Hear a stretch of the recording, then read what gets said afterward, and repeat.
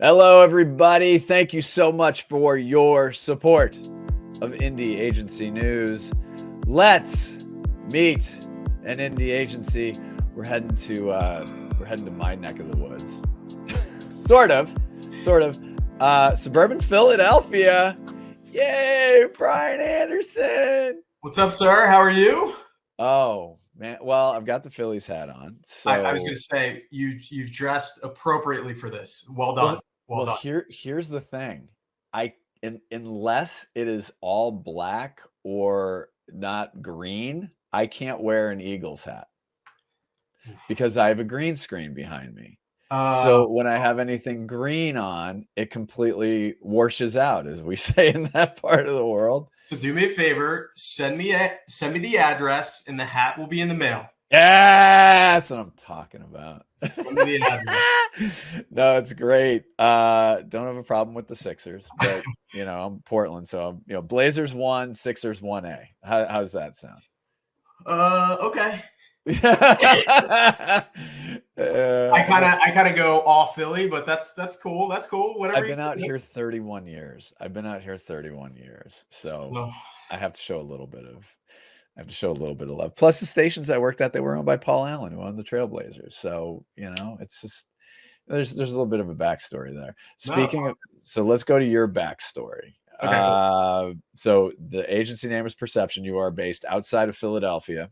Talk about when it was founded and how this whole thing started kicking off. Yeah, sure.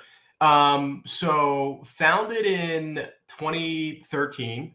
I started back in advertising in 2009. Played in that world for a bit. Didn't really like the agency life in general. Went into the clothing world for a bit, played there, had a blast, left that, and I started the agency in 2013. We're based in Philadelphia, but I say based loosely because we have a distributed work team. And now we have people, on all coasts, if you will, and down south and you name it. We have this co-creator network that we thought was a really unique model that we see a lot of agencies now pulling in and talking to people about as they move forward as agencies as well. So who are some of the main clients that you have right now? So we've done work with the WNBA. We're working with your favorite football team, the Philadelphia Eagles, Princeton University, Nickelodeon. So we've worked with a bunch of different kinds of client. We've even done real estate stuff, a bunch of different kinds of clients. Right. Real estate down the shore. I'm kidding. I wish. Yeah, I know, right? Exactly. All agencies have a nice long list of things that they are very, very good at. Sure. What would you say? So a couple things. Number one, what would you say your agency is best known for?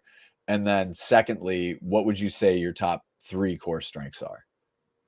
Sure. I would say, we're probably best known for this idea. And we've kind of over the last, 6 months to 8 months gone through this process of looking at all the work we've done.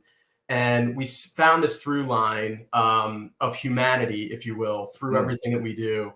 And we're really good at this idea of transactional relationships. So if we can transcend these transactional relationships that clients have, we find over a period of time, it allows for us to make brands more relatable. So that's like, we're best known for that when we start looking at the projects and like what really popped in these things that we've done. And then when we're doing that, it's around this idea of relatability. And when these brands become more relatable, they're resonant in the heart and then the mind and in culture in general. So that's kind of how we think about it when we're doing work, when we're partnering with brands and clients. And if I had to rattle off like at our core things that I believe we're strongest at, I'm a creative. I'll always be a creative at heart. So, creative ideation, being driven by strategy. We're really good at that. developing creative ideas, and really having that mindset of, if you were a child, kind of like, what if, when you were a Right. kid, you didn't really think about all these borders in front of you. You just said, hey, what if we did this, or what if we did that? So I try to create and have that kind of mindset when we're developing some of these ideas, and executing at a high level. I think when both you and I were growing up as kids in South Jersey, we probably did a lot of stupid things that were, what about this? I jumped out of trees that I shouldn't have jumped out of. I'm trying to think of the dumbest thing I did when I was so I went to high school in Haddonfield, and you went to high school in Cinnaminson, or you're in Cinnaminson now? No, I grew up in Mount Laurel. Mount Laurel, that's right. Okay. Yeah, I went to high school in Medford. I went to Lenape. So. Yeah, or as we pronounce it, Meffert. Yeah, Medford. Meffert. That's how you pronounce it. That's how yous pronounce it. But what, here's the thing too, is like one of the things I want to touch on, and then I'm going to ask you about why it's important for you to be an independent. And I've said this before, and I'll say it again. So the area that you're from, the area that my family is from, the Philadelphia area. So, looking at it as the Delaware Valley. So it comprises Pennsylvania, South Jersey. There's a different cut of the jib in the way that we approach things, right? So I don't want to say chip on the shoulder, because that's too easy. And that's a sports metaphor that we hear a lot for sports fans from Philadelphia. But in my experience, hardworking, focused, strong points of view. There's a real way of working. Not to say that it's fake everywhere else, but you're going to get hard work. You're going to get hard work from the Philly vibe, right? It's interesting. So as you were just saying that, I was thinking about what I wrote down on my board that I've had forever when we started growing the agency. And it's no mud, no lotus. It's this idea that, as an agency, as a brand, as an idea, we are the same as those ideas that we try to generate and put out into the world. We are coming through the mud to become that flower. And for me, when I'm talking to people, it's like, I'm okay with it being tough. I expect it to be tough. And it's the only way I like it, to be honest. Because we to the point that you just made, like we eat what we kill. I feel like it feels like that. You know what I mean? Yeah. I mean, the South Jersey thing, for those of you who have not experienced it, it's different. It's very different from North Jersey, very different, from outside of New York. And it's just, there's a real good energy around that. So we, encourage you to sample that. You had alluded to, and sample cheesesteaks, because they're better than in Philly. I'm just saying, South Jersey cheesesteaks are better. But you had alluded to that you were in the agency business. I was like, but now you're back in it. Why is being an indie so important to your team? And then by extension, why is being independent so important for your clients? Yeah, I would say, we love the idea of being an indie agency, because it gives us the ability to look at it pretty simply. Like, as culture goes, we go, right? Like, there's no boards, there's no groupthink. What's best for the team is best for the client. The creative ideas will come first. So, and the client is also tied to that. So when I say that, I have friends that are big agencies, and sometimes the bottom line comes first, not the idea, or not the creative work that's put out there. And I always think that, our goal is to always have the back of our clients and make sure that we're delivering the best that we can. And I feel like you can only get that to happen if you have that business freedom as well, to be able to think creatively and explore. So that's something that I really think, and, learning over the years is from other indies that I know, and we talk and stuff like that. The barometer that I kind of use is this idea of like speed boats and wave runners versus, cruise ships, if you will. Like when you really think about culture today in the world, it's really like, the groups that we're trying to go after are on little islands all over the place. Yeah. And you need to be on that wave runner to go out and scout for it. And then you need to jump on the speedboat with the client and go take it to the next level. But, it's hard to move those cruise ships, right? There's nothing wrong with them, but they're hard to turn in currents that are changing, That's true. A good nautical analysis. I like that. Give me one reason or a main reason that a brand should work with you and your agency. Oof, only one? Yeah, you can give a couple. No. I think it's probably around this idea of like culture, because we're always thinking about it internally, and I just feel like we're in very interesting times right now culturally, and you have a bunch of people that are all in, and then you have the same people that are completely disconnected at the same time, and it's really finding that human connection to make a brand really relatable so that they're able to retain that information and also pass it on and become brand evangelists for other people in their circles. So I would say that's really the reason. That's what we really like zone in on and like focus on. And we're fun, I think.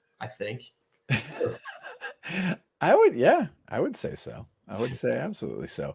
Let's flip this to the talent side, whether, and especially because you'd mentioned that the agency is, you have a core team, and then you have a lot of people around, around in a lot of different places. Sure. Why should talent put your agency on their list? One of the things that we built when I did this is I started it out with myself and a freelancer.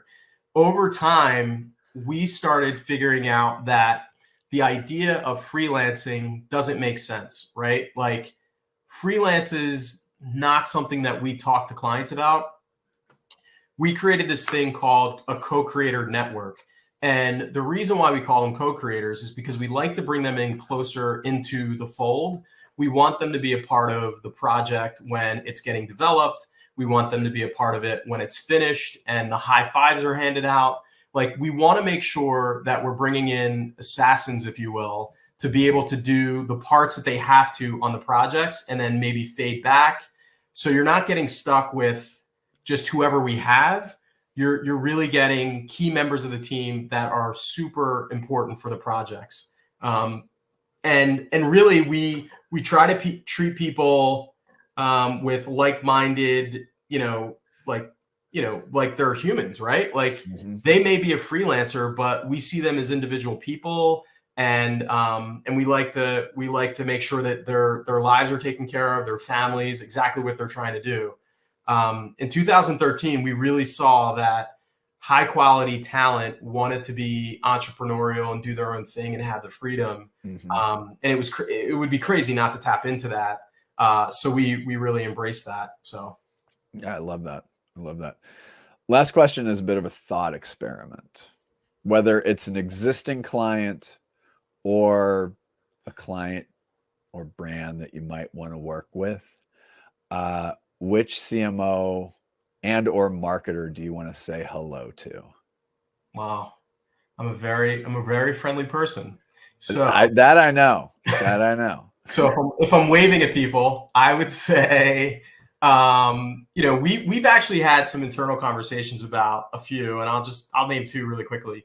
Andrea Brimmer at Ally Bank is doing some really interesting things. They've transformed banking, and we see like where banking and digital kind of come together, which is really an interesting space to play and kind of like help. So that's one that we love. Kaylin Thornton at Gatorade, ex Nike guy who did some amazing stuff at Nike. And we know that through a client that we've worked with. And now he's over at Gatorade doing some pretty cool things.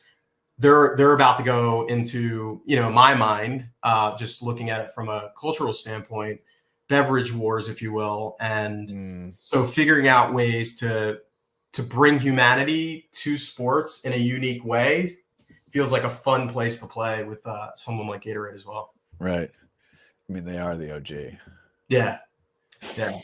And it's crazy because you have so many competitors coming in, like, big drinks that are Lime and Body Armor.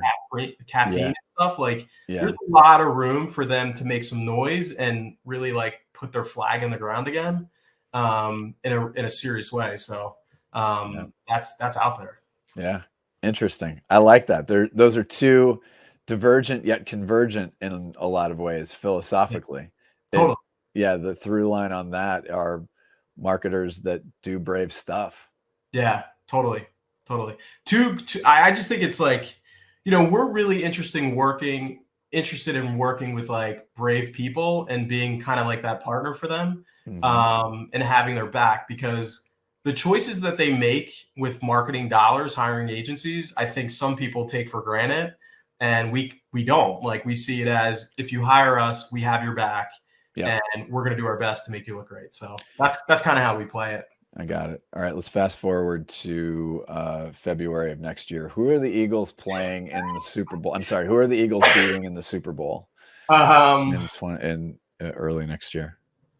Well, man, can I not talk about this? Are we? That's right. You and I are superstitious about this, aren't we? I just, yeah. All right, that was a dumb idea. Okay, now if the Eagles tank, you can point to me. I'm the one who blew it. I've done this before, by the way.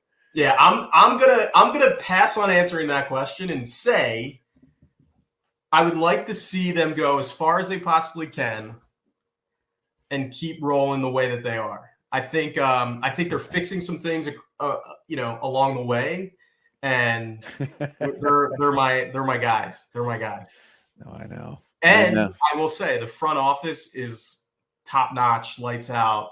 They've always been amazing for us to work with. So it's a pretty solid organization all the way through. I'm very pro Howie. Very pro Howie. I mean, they are legit. Yeah. Yeah. Well, it's interesting because the story was that Jeff Lurie wanted to buy the Patriots because he's from New England. Oh, I didn't know that. As I understand it. Or he was a New Englander. And then Robert Kraft said, why don't you go buy this team down in Philadelphia?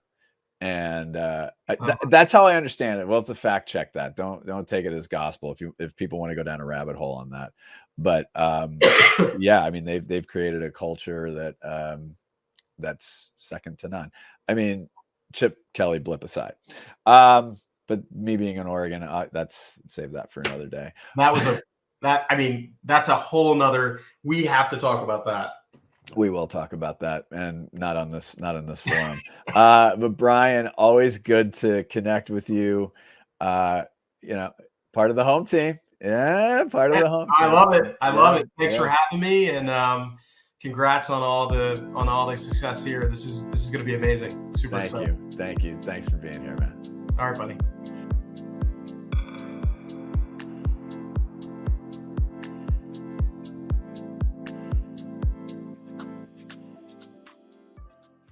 Hello, everybody. Thank you so much for your support of Indie Agency News. And let's meet an indie agency. Today we head to New York. And where do I even begin? Man, how long have I known you? 20 years? Something like that. Walrus. 18. See, the chief creative officer has to be contrarian. And says, oh, it's 18. It's 18. Deacon and Francis Webster, thank you so much for joining us. We're going to get to one of the things that revs my engine about your agency a little bit later, or within the flow of this conversation. I don't want to give too much away, but I want to start with when the agency was founded and how the founder story looks for you.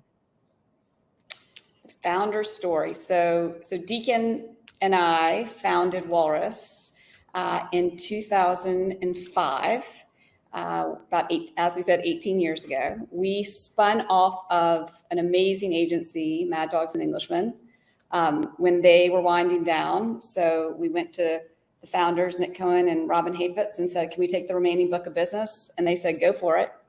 So that was a really actually great way to start. Then we had to go to our existing clients and say, good news, bad news.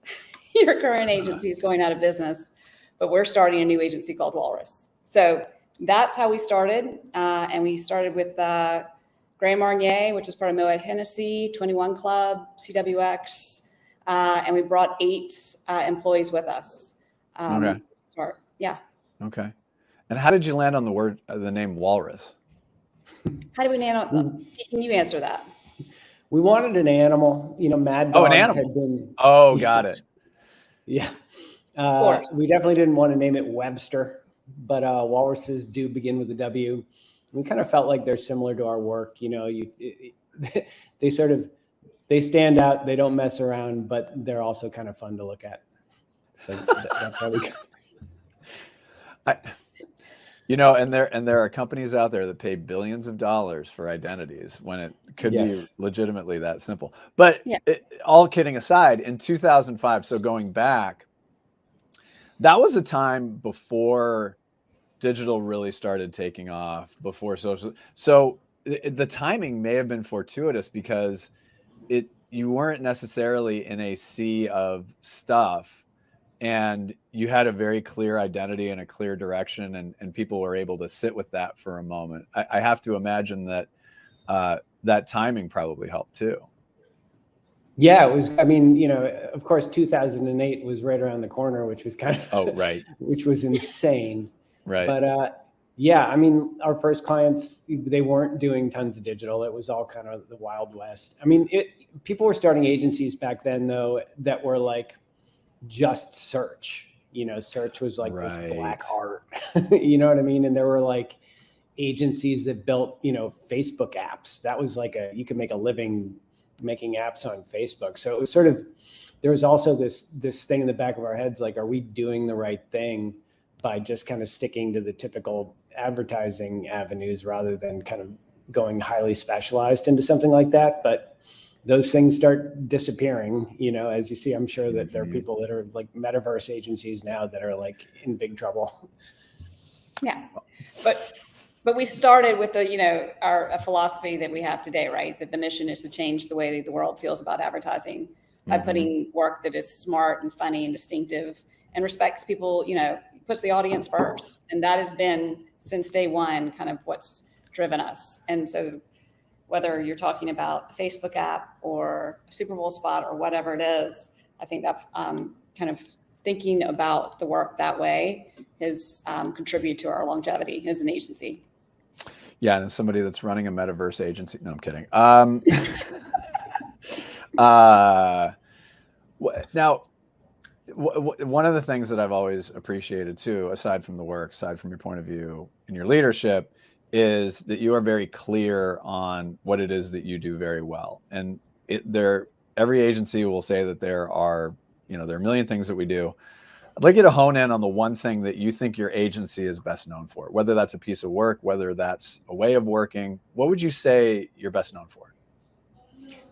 I honestly think that we're best known for taking complex problems, and you could look at somebody. It could be anyone from Amazon to Smith & Wollensky to like magnesiums. Some people come to us with really complex things they're trying to solve, and solving them on the one side, but then making them entertaining on the other. We feel like we're sort of, it's two sides of a Venn diagram. There's all the stuff that a brand needs in order to be able to sell, but then there's the audience side of it that they need to be able to be willing to listen, which I think a lot of agencies kind of ignore. And we see that, we call it calculated misbehavior. And it's it's being smart about being a little bit bad. And, bad in the world of marketing, which could just mean being honest, most advertising is not. So if you can sort of solve both of those problems, it's sort of the crossing of that Venn diagram in the middle that leads to really good work. I like that idea of being honest. Yeah. And I would build on that, Deacon. I mean, and you can take this, but just the whole idea of sweating the small stuff and having a point of view, right? As things that we're known for, or that are our core strengths. Right. In addition to that, what would you say? So you've got that one core strength. What are a couple of other core strengths? Well, Francis brings up the small stuff. I mean, we are small. Right. Mhm. And we put our best people on everything. I think if you go to like a bigger agencies, you know, you kind of get your best teams are working on the top of the funnel, you know, big TV spots, that kind of thing. But then it Right. sort of trickles down to the interns who are writing like, you know, social copy. And we need our work to work. And we firmly believe that those things that are sort of further down need the same type of care. You know, if you're things like search, I mean, search is generally really boring, but if you write a good search ad, it actually does something. Right. Or Right. a know? shelf talker, right? It's Yeah. like we put the same team on a Thursday night football spot as we do on a shelf talker in a grocery store. Because one, it should all work together. And let's entertain someone when they're like buying their chicken or their bottle of Wait. wine. Okay. So what is then now I'm curious. Shelf talker plus chicken plus wine. Yeah. Who's that for? We have a grocery store that's we've had them for 5 years. It's a chain down in North and South Carolina called Lowe's Foods. Oh yeah. And we do, Yeah. they're great. awesome. And Oh, you know, yeah, they yeah. have tons of stuff in store. And so we run various different programs. One of them is, you know, Chicken Fest, we call it. And it's kind of like, it's a festival of poultry. A festival of poultry. Oh my And God. so when Chicken Fest is going on, we go throughout the store and put signs on everything, you know, and then it's all chicken related. So if it's chicken broth, it'll say liquid chicken.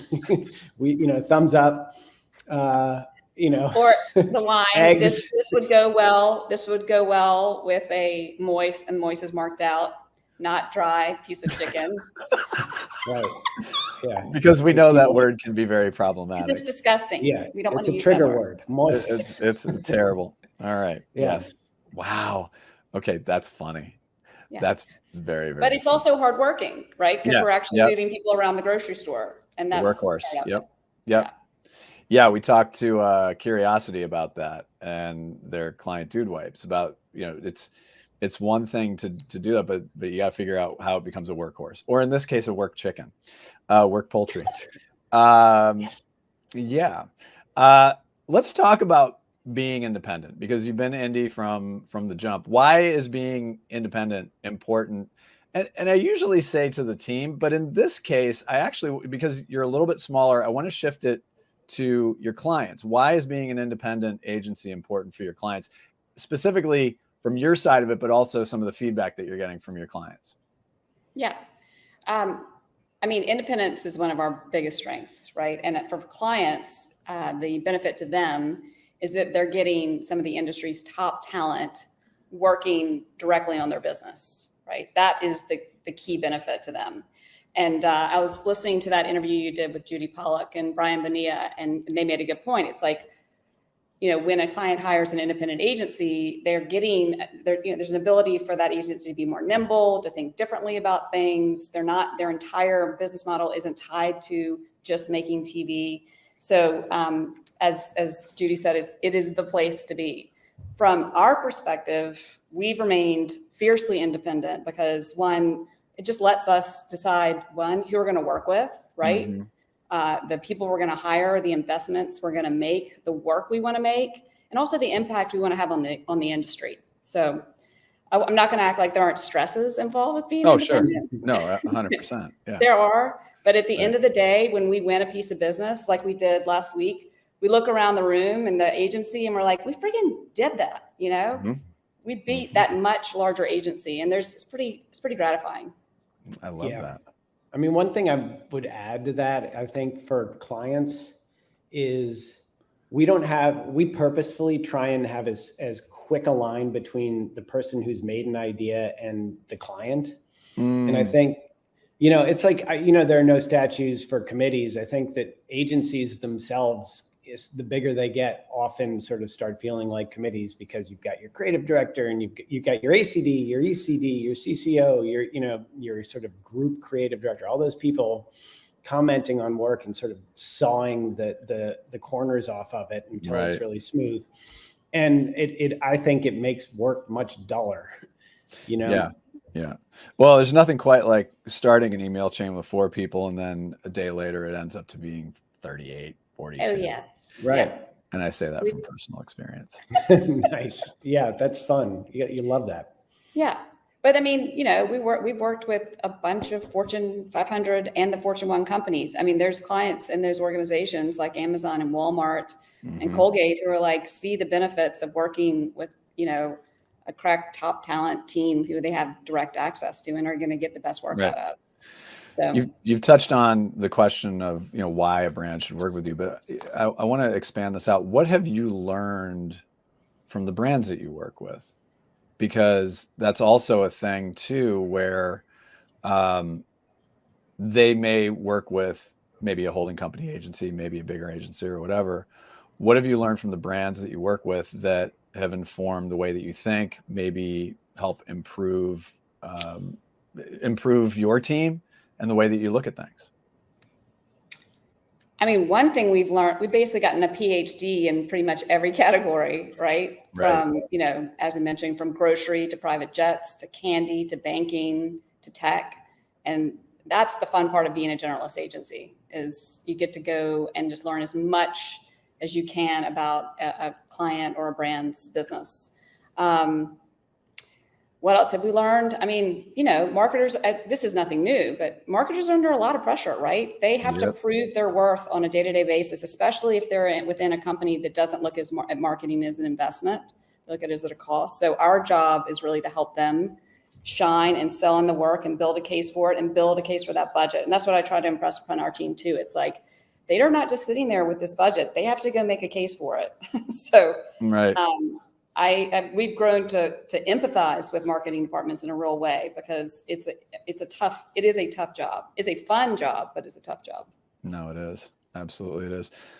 Let's shift over to talent. Why should talent put your agency on their list? And specifically, not necessarily specifically FTE, but perhaps there are some freelancers out there, freelancer or independent talent out there that may be looking for an interesting challenge. Why should they put Walrus on their list? Honestly, not everyone should. That's an honest answer. Yeah, I mean, the people that do well here are people that want to solve problems, that are super motivated, that are self-starters, that are like hop in and can do 5 things. We sometimes get people in who have come from big shops that can't really operate without like a staff of 20, and that doesn't cut it in the Walrus atmosphere. So yeah, I think if you come here, you get to work on lots of different pieces of business, Right. and we'll throw you in the deep end. It's kind of yeah. Go ahead. That person that needed a staff of 20, was that hyperbole or was that real? Or no comment. No comment. No comment. Okay. No, but I mean, it's a friendly group of people, and that's the thing. Well, yeah. We're definitely we're looking for people that are ambitious, who are competitive, who want to win and are willing to put the work in, but who are also nice. I mean, you need to have a pretty high social EQ to do well in this industry. And I don't think those two things are mutually exclusive. So, yeah, I mean, those are the people we're looking for. Let's coin a word: frambitious, friendly and ambitious. There you go. Nice. That's a good T-shirt. Yeah. Okay, so that's a professional broadcast segue. Before we get to the last question, okay, this is what I was mentioning earlier, and I should have worn one of the shirts, but my daughter keeps taking them. So when I started as a journalist at The Drum, and I'd known you guys before when I was working for Stillwell Partners and Advertising Week. So, I'd known, but I hadn't gotten on the list. And when I say the list, it was 2016. And in the mail is a T-shirt from you. And that's your holiday gift. Yes. And so I was like, oh, that's neat. So year one, oh, that's nice. Here's a nice little note. Thank you. Maybe something on Facebook or Twitter, X, whatever it's called now, back when it was fun. 2017, another T-shirt, different design. Like, ooh, this is a thing. And so subsequent years, so I was at The Drum, and then I was at Adweek. And then when I left Adweek, and I legitimately told you this, Francis, the first thing that popped into my mind had, and I'm dead serious. The first thing that popped into my mind was, oh no, now that I'm leaving Adweek, I'm not going to be on the list for a t-shirt. Now that may be a glimpse into like just my weirdness. But you may want to reprioritize things on that front. But honestly, like it's like it was one thing. So again, we had one that had the Clamato walrus, which was fantastic. There was a Wilford Brimley version. So there've been all these different versions. And again, my daughter has stolen all of these t-shirts, by the way. I don't think I have any left. But it's great. Talk about how that tradition started. And I mean, you can give us a little bit of a sneak peek into this year, but yeah, tell me how that all started. I don't know how it actually became the thing that it became. We used to just sort of make stuff. The first couple of years we did like pint glasses. I have one here. It's like a swordfish with tusks because we needed glasses. And then one year right. we needed coffee mugs one year. And then we just did a t-shirt. I can't remember. I think it was this one. It was a 3 Walrus Moon t-shirt. So I don't know if you're familiar with 3 Wolves Moon, but yes. It's like these 3 wolves that are howling at a moon. Yeah. We made a walrus version of that back when that was kind of taking off. And people I don't know if it was specifically you, but people like yourself were like, just loved that shirt.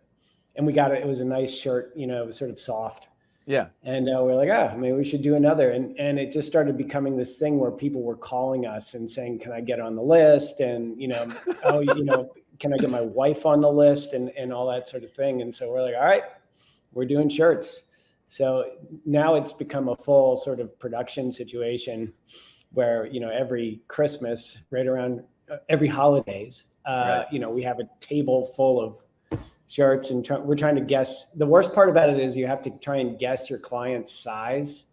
Oh, right. Right. Large. I don't know if we should talk about that. Yeah. Well, we always err on the kind of like the low side, because you feel weird sending someone an XL. Right. So yeah, there's some of that. You got to eyeball when you first see them. You're eyeballing them like it's. And we're getting them professionally fulfilled now, just so we're clear. We no Yes. longer are doing them in the office, Yeah. but we did Sorry. during COVID when everyone was kind of reemerging. We did have to send out hey, so where are you living now? Like, where are you? And is it possible that you gained 15 pounds like all of us? Right. What should we change your size? Yeah. That's always a fun conversation. But yeah, the 2023 t-shirts is being briefed in today. So okay. Keep an eye out. Okay. Keep an eye out for it. And much like children, we don't want to play favorites. My son. No, I'm kidding. My daughter. No, I love them equally both. But differently on different days. But that's just parenting, right? Yes. Unconditionally, but like, stop messing around. Do you have a favorite? I think I know what my favorite is. What is your favorite? Clamato. Nice. Mine's the Metallica one, but don't tell Metallica because we'll probably get. So why don't you say heavy metal band? Heavy metal band. Yes. band. Yep. Traditional heavy metal band. Yeah. I ran in that this morning. We did one where it's a scene from the movie Ghost where it's a young woman making a clay pot and behind her is a huge walrus that's caressing her shoulders. And that one, for some reason, I like just because there's people that get it and there are people that don't. Well, that's the thing. You have to, I think you just, that's what it's so funny. It's like when when I'm up on stage or giving speeches or moderating a panel or something like that, they say, well, how do you handle it? It's like, well, I do the thing, but then in between that, I try to think about like jokes or things that one person in the crowd would get. There's maybe like a few people in the crowd that I'm telling jokes for. And if it's that one person laughing, then that's totally fine. So I like the fact that you may get to some things that may be abstract to people. I like that. Final question. This is our thought, a little bit of a thought experiment here. Whether this is a current client or a client that you may want to work with, put it out to the universe. If the book The Secret taught us anything, it didn't. But which CMO or marketer would you like to say hi to?